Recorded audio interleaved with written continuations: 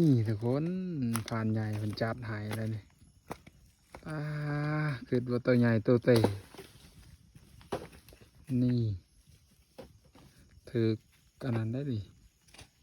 ปืนเซกะเซเพิ่นใส่เซตออบหยอบเลย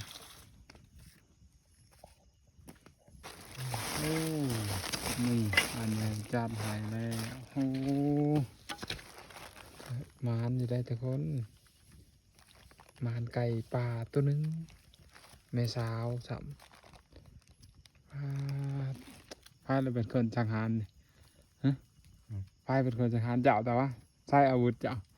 ฮะ โหดมากระทุนนี่ได้ มากระทุนโอ้ทุกคนเบื้องที่ขึ้นเอามากระทุนยิงนี่นี่ตอนนั้นก็ไม่เห็นว่ะ แม่นนะนะ โอ้โหเห็นเนาะลบคนทุกคนเลยนี่ถือว่ากะ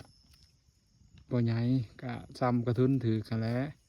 กันว่ามันใหญ่กระทุนบ่ใต้แล้วทุกคนเลยเอา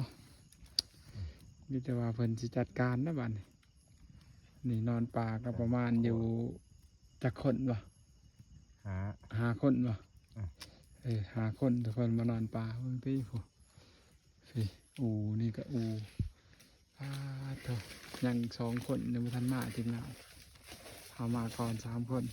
เอาถ่ายติดตามเบิ่งว่าเพิ่นสิมาหรือบ่